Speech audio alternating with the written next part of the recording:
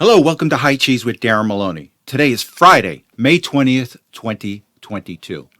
And I want to go right to the primaries from this past Tuesday. And Trump had a good night, in spite of what the mainstream media says. Trump endorsed 26 candidates. 2 of them lost, and 1 is a tie right now with Dr. Oz. So he went 23-2-1. That's a good record. That's the record of a championship boxer. So I don't want to hear any of this from the mainstream media. Said, Trump doesn't have his power. And again, I'm going to get into this later about Trump and his relationship with MAGA and MAGA's relationship with Trump. But that's later on today. In particular, I want to go to Pennsylvania. Pennsylvania is going to be an extremely important state in 2024. And it's extremely important that both the Republicans win the governor's seat as well as the Senate seat. In particular, I want to start off with Doug Mastriano, the Trump-endorsed candidate that the Democrats are afraid of. The Democrats fear Doug Mastriano. Now, Mastriano won without the support of the regular Republicans. The regular Republicans were represented by Lou Barletta and Jake Corman. And Jake Corman, late in the election, dropped out of the race and endorsed Lou Barletta because they were seeing Mastriano surging in the polls and they needed to do something about Mastriano. I'll talk about that later, but the Democrats fear Mastriano. Mastriano is a Christian. Mastriano talks about his religion. He's not afraid of his religion. And he's very good on the issues. He's a lieutenant colonel, retired lieutenant colonel, has a number of degrees. And I like him too because he was born in New Jersey. I think he was born in New Brunswick, which is maybe 45 minutes to an hour from where I am. But the Democrats fear Mastriano. And I've always said is that you have to, anytime a Democrats talk, you have to believe the opposite of what they're saying. Because you have all these talking heads here, and you have people from the Shapiro campaign saying, we want to run against Mastriano. We want to run against Doug Mastriano. He's going to guarantee us a victory. Oh, really, Shapiro? So why were you running ads in the Republican primary against Mastriano? If you wanted him to win, why were you running attack pieces against Mastriano? You must fear him. You do fear him. Let me just read here from Yahoo News. It says, and this is before the election, it says, if Mastriano is nominated, that would be a gift for Josh Shapiro, J. Miles Coleman, the associate editor of Sabato's Crystal Ball at the University of Virginia Center of Politics. We would move Pennsylvania from toss-up to leans Democrat. They've already pulled out the guns for Mastriano at this point. And the media is already in on this. They must have got their marching orders from the Democratic Party. And let me just read you an article. This came out on Thursday, and it's in the Pittsburgh Post-Gazette. And it's some writer, Tony Norman. And the headline says, Onward Christian Nationalists Marching Off to War. And then they got a picture of Mastriano next to it. Let me read a little of it. In my heart of hearts, I don't believe newly minted GOP gubernatorial nominee Doug Mastriano has a snowball's chance in a burning hell of being elected Pennsylvania's next governor. Now, I've been around long enough. When you see that as your first paragraph, first sentence of first paragraph, you're worried. You're afraid that Mastriano is going to win. Simply put, State Senator Doug Mastriano is a theocrat, and unapologetic one at that.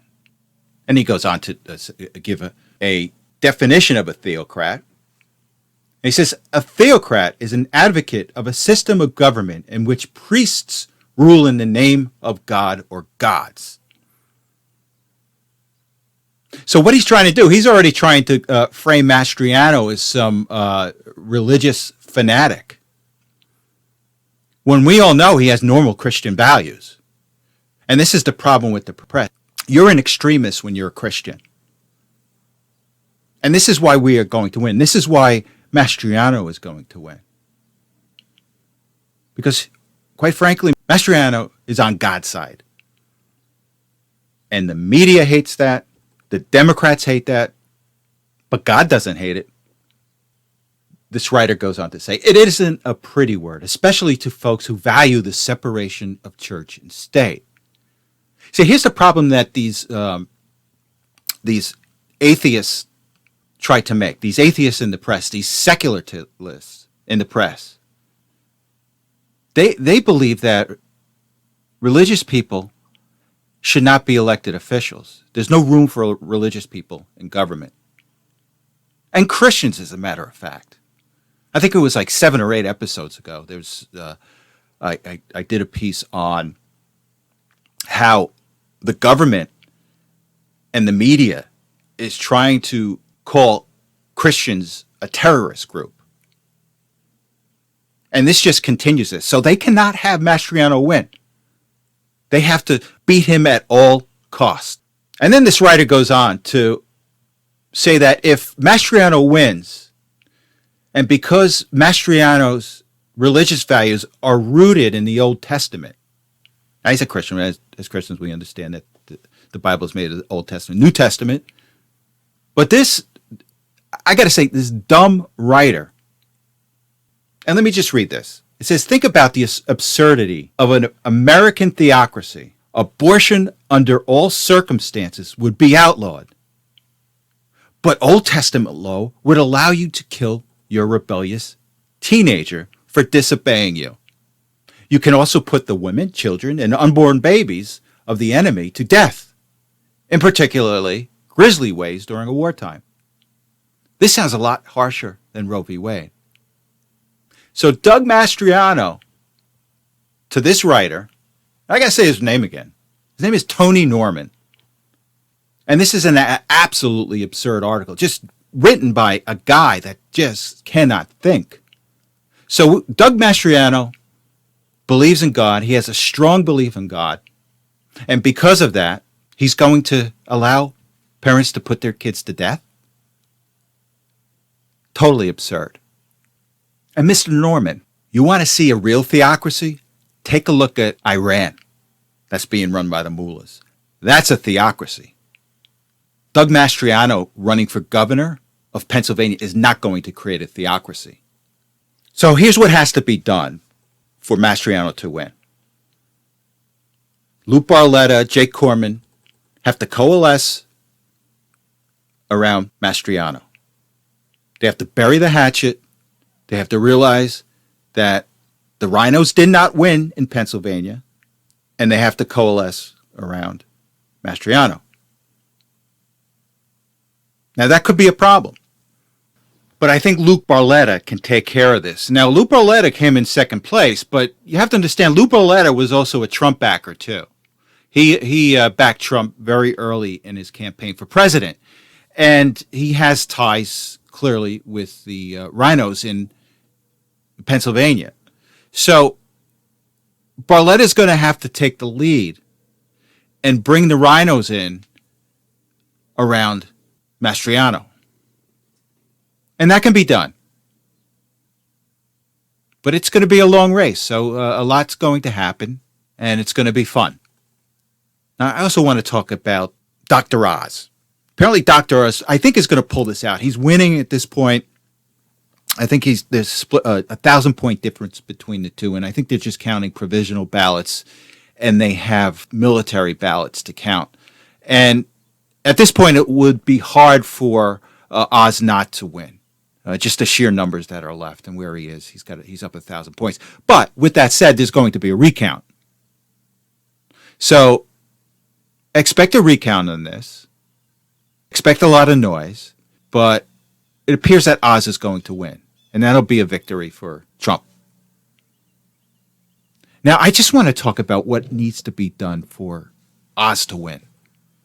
Now, I know Oz wasn't the perfect candidate, but Oz is going to need Kathy Barnett to win. And I think if there was one mistake she made was saying that she wasn't going to support the Republican candidate in the event that she lost. I think that really hurt her. But what she can do is, if she could reconsider this and campaign with Dr. Oz, because I really think, and I think Kathy's an interesting candidate. She would have, or she has appeal in both rural areas and inner city areas because of what she stands for. She brings out the rural vote. But I think because she's African American too, there could be some appeal in Philadelphia, in Pittsburgh also. Can help pull out some of the African American vote for the Republicans, or at least for Dr. Oz. So I hope that she reconsiders not supporting Dr. Oz, because that would be really helpful. Now, I still think in my last episode, I mentioned that on the Democratic side, Fetterman, because of his health issues, are going to give the Democrats 2 bites at the apple. As this campaign progresses, there will be constant polling. And if Fetterman is not polling well, they'll make a decision behind the scenes to use his health as a way to get him to drop out of the race and then replace him with another candidate. I think that's a distinct possibility. As long as if they think he's tanking in the polls, they'll replace him. They'll blame it on his health and they'll replace him. So we shall see. Now, while we're on the subject of Pennsylvania, I just want to thank Pennsylvania for having constitutional gun laws. And I was just reading an article from this psychopath up in Buffalo that shot all those poor people up. And one of the reasons, there were several reasons, but one of the reasons that he picked New York to do this is because of their strict gun control laws. And I was plotting where Conklin is. This is the area where this kid lived, Conklin, New York. And it's not far from Pennsylvania. And I have friends and family in Pennsylvania. And I was looking at the map of Harrisburg. And I noticed that Harrisburg, Pennsylvania, is closer to Conklin, New York than Buffalo is to Conklin, New York. And I thought that, well, he made a point that it was the closest place with a high number of African Americans. So I thought if he really wanted to get a place that was closer, there was always Harrisburg. And then I thought, well, why didn't he pick Harrisburg? Maybe it's because of you have concealed carry here. And also residents have the ability to carry AR-15s. So I really do think that the people of Pennsylvania were saved from this psychopath because of the Pennsylvania constitutional gun laws. New York has the strict gun laws, and you have to understand the bullies always hit up the weakest people. And instead of looking at having more gun laws, you should start thinking about cutting the gun laws back up in New York State, because the kid apparently said it in his manifesto that the strict gun laws in New York State were a contributing factor to him shooting up those poor people up in Buffalo. Okay, let's lighten this up for a couple of minutes. I'm going to play a clip of Joe Biden, and let me just play it, and then we'll come back and discuss. Strategy to mobilize true international effort to pressure. So I must have listened to this 10 or 15 times, and I still have absolutely no idea what he's talking about. I don't think he does either, but I have no idea what he's talking about. Now, he's on a trip to Asia today, and I think today's Friday, and he's visiting South Korea. My concern is that his gibberish may be interpreted as an aggressive act against North Korea. Or will his gibberish be interpreted by China in a belligerent way? And again, these are all the dangers of having an incoherent fool as a president. I'm sorry to say it, but you can't call him anything else. He's an incoherent fool. His policies have seriously damaged this country. And who knows what he's capable of doing in Asia. Okay, I just want to go back to this shooting up in Buffalo again.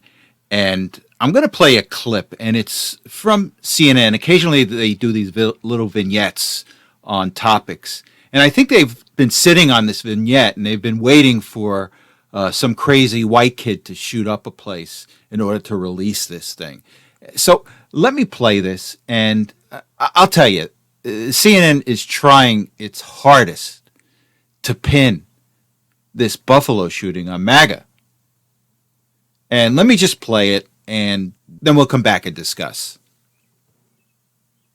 This is, of course, rooted in America's original sin of slavery. All right, Sarah, let's start with you. How do you see white identity politics influencing our national political debates? It's become a very outsized influence. There is this sense among many voters who voted, for example, for Donald Trump, that white folks are becoming victims in this country. Can I just mention something about one of the slogans used in politics that really worked? One used by former President Donald Trump. And the slogan is, "Make America Great Again." They are trying. Thank God they're so dumb that they don't realize that they're so out of line. Now, essentially what they're trying to say is that they're racist. MAGA caused the shooting in Buffalo, which is the farthest from the truth. And like they always say, there's no evidence of that. Here's the evidence. The evidence is a poll just came out yesterday or today. It's a Quinnipiac poll. And Joe Biden has a 60% disapproval rating with the Hispanic community. 60%. Really? And this is what MAGA is made of. MAGA is made up of white, black, Hispanic, Asian, middle class, and working class people. And they don't get it. Or they can't accept that narrative because it clearly undercuts their position of power. So they have to keep a narrative going that we're all racist and you need to tune into the Democratic Party and the mass media and we'll guide you. We'll keep you away from those bad MAGA people. Well, they ain't buying it. The polls say they're not buying it. Blacks are leaving the Democratic Party, particularly black men. Latinos have left. Democrats are in a state of panic because it's such a mass exodus from the Democratic Party. So if MAGA's racist, you're not getting Hispanics. You're not getting blacks coming to your party. But look, they're just too dumb. I've came to the conclusion that they are just too dumb at CNN to realize this. They can't think of anything else. They're not creative enough to think of anything else. So they go back to the playbook about race. Everything's about race. Let's see what the Communist Manifesto says about race. Let's see what Karl Marx says about race. And let's use this. How did the Bolsheviks get into power in Russia in 1917? Let's use that playbook. Let's use the Chinese playbook. How did the communists get in China? Let's use that playbook. And that's what CNN, that's what MSNBC, that's the playbook. But the American people are not buying it. Now, I want to switch you to an article by Peggy Noonan. It's in the Wall Street Journal. It's an opinion she put in a couple of days ago. And Peggy Noonan's, she's a Republican. She's a country club Republican. You know, sometimes she's good, sometimes she's bad. Just some advice. She talks in a condescending way, and I don't find it very helpful to her position when she talks in a condescending way to people. But she's a good writer. And let me just read the opinion, and the headline says, Donald Trump and his elusive base. A couple of things I just want to point out from this article. And I highly recommend that you read it. And it's in the first paragraph.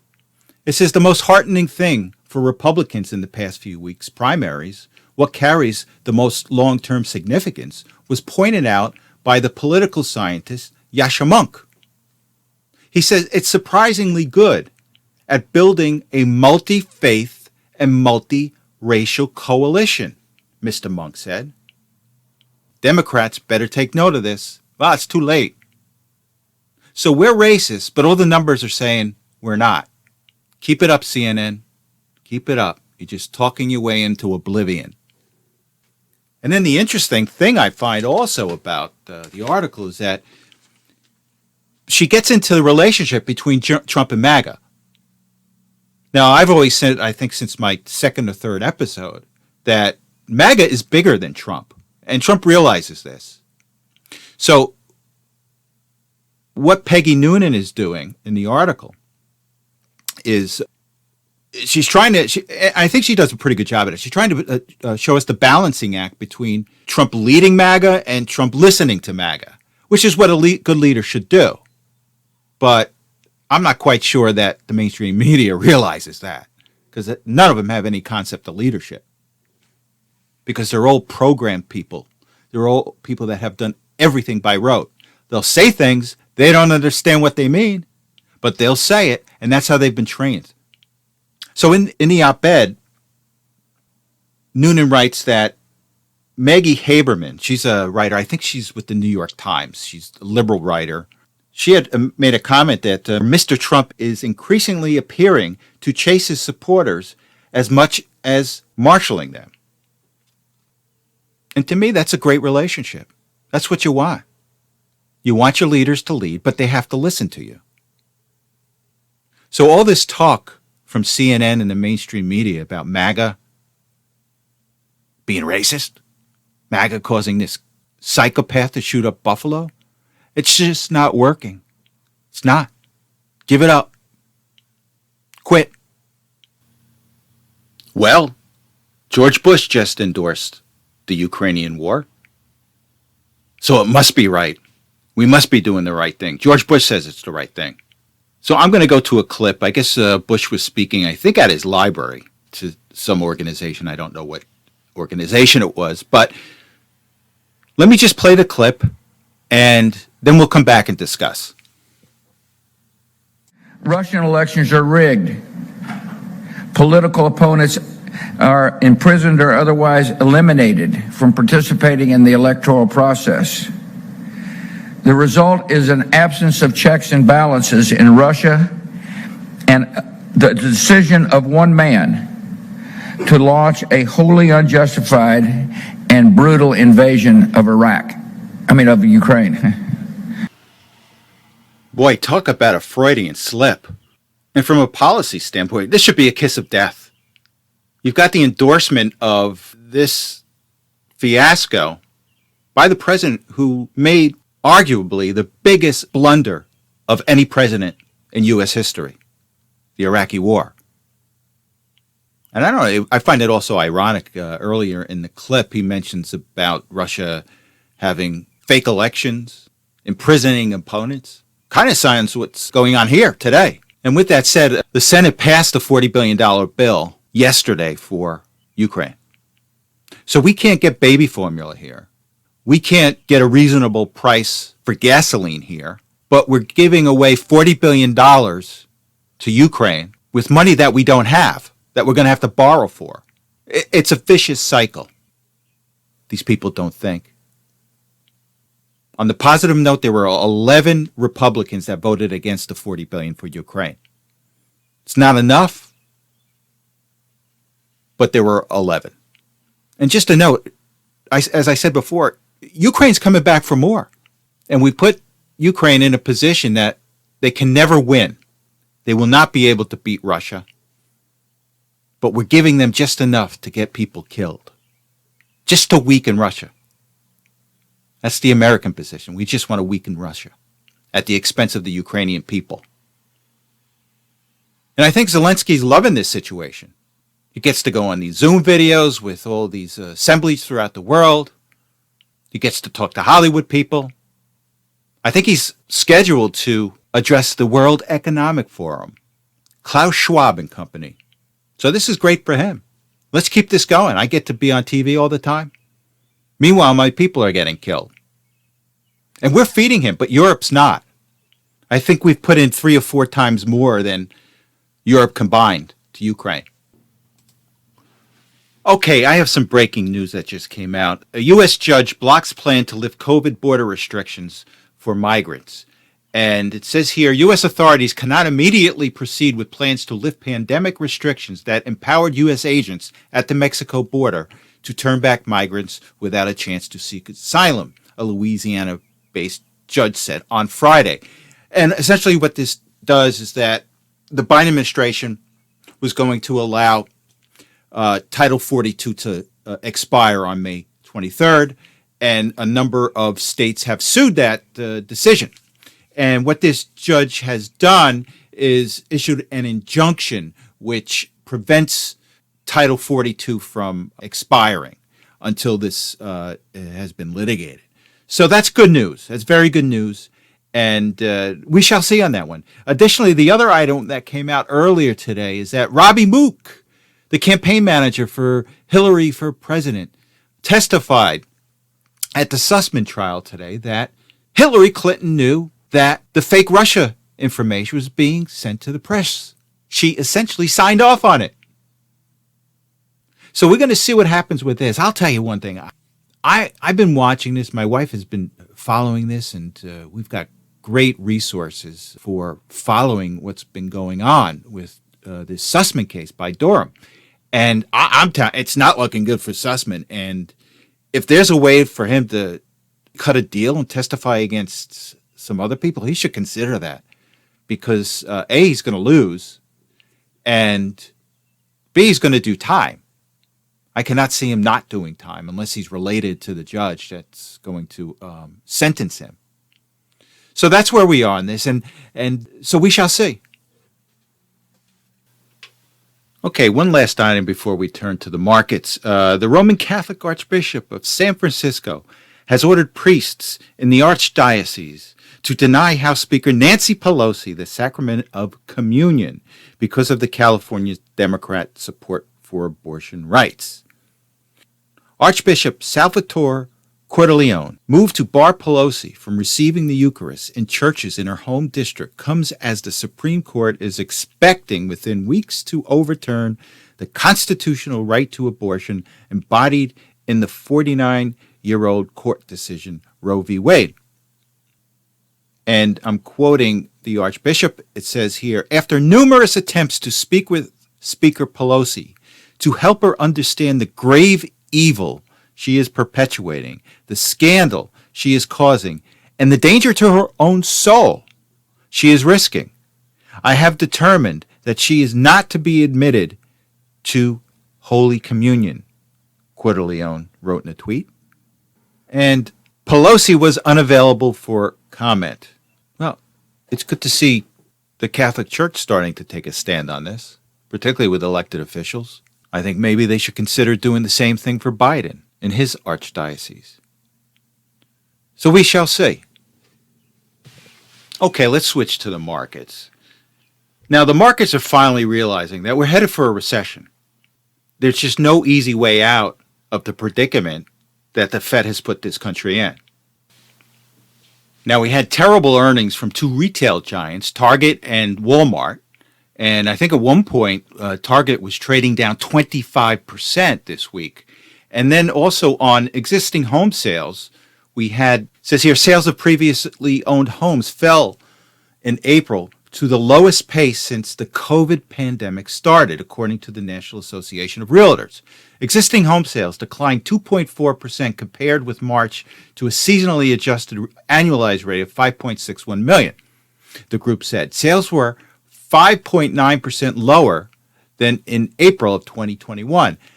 That is the slowest rate since June 2020, which was artificially slow since the economy was struggling with sweeping shutdowns due to the coronavirus. Now, I've been saying over the past few episodes, if you're looking to buy a home, wait. If you sit back and wait, there's two things that are going to happen.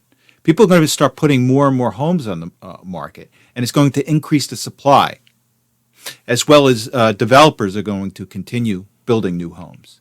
So the longer you wait, supply is going to build up. So time is on your side. And again, hold on. If you have to rent for another year, pay the rent, even though in some areas they're higher than usual, because you'll get a better deal the longer you wait. That's just my advice. So with that said, let's go to the markets. Okay, let me just read, and this is from CNBC. It says, rising recession fears push U.S. stocks briefly into bear market territory on Friday, with the S&P 500's decline from its all-time high in January reaching 20% at one point. A dramatic late-day reversal pushed the benchmark slightly into the green for the day at the closing bell. Look, for the past 3-4 weeks, there's been tremendously wild swings in the market. Just tremendously wild. And again, that's not good for the market. The last time I saw such wild swings for an extended period of time was in 2008. Now, I'm not comparing the two, but these wild swings are not good for the market. It says here, the S&P finished 0.01% higher to 3901.36 after falling as much as 2.3% earlier in the session. Stocks are still liberally priced, and the psychology that drove them upwards for longer than a decade has turned negative. Now, this guy hits the nail on the head. The only reason the stock market and housing has been going up over the past 10 years is because we've had artificially low rates. And let me just repeat what this gentleman says. His name is George Ball. He's chairman of the investment firm Sanders Morris Harris. I've never heard of him, but he does make a very, very smart observation. He goes, stocks are still liberally priced, and the psychology that drove them upward for a decade has turned negative. So, as much as our assets have been pumped up because of low interest rates that have been artificially produced by the Fed, we're now having a reversal of that because the Fed is now raising interest rates, getting things back to normal. So there's two things that are going to be impacted, your stock market and your housing. And at least this guy fesses up to it. Because over these past 10 years, we've heard all these talking heads saying, well, market's going up because of this company, this and that. And then we saw these PE ratios that were exorbitant. And everybody was trying to justify such high valuations on the stock over the past 10 years. And people fail to realize the only reason they're up is because of low interest rates, artificially low interest rates. And unfortunately, the law of gravity, what goes up must come down. The Dow Jones Industrial rose 8.77 points to 31,261.90 after being down more than 600 points today. The NASDAQ Composite fell 0.3% and is already in deep bear market territory, 30% off of its high. So the NASDAQ is down 30% off of its high. For the week, the Dow lost 2.9% for its first 8-week losing streak since 1923. The S&P lost 3% for the week, while the NASDAQ shed 3.8%, with both posting 7-week-long streaks. Look, this is going to continue. The Fed made a big mistake. It did not address inflation early as it should have. This whole transitory thing about inflation just wasn't true. And now the piper has to be paid. And this is going to go across other markets too. Let's take a look at crypto. Right now it's 8 o'clock on Friday evening on May 20th. Bitcoin's trading right now at $29,204.24. Ethereum is trading at $1,958.40, and XRP is trading at 41 cents. Again, pain. Be ready for pain. Assets are going to deflate. And I don't see an end in sight right now, but we shall see. Now, with that said, I want to thank you for listening. You have a good weekend, and I will see you on Tuesday. Thanks again.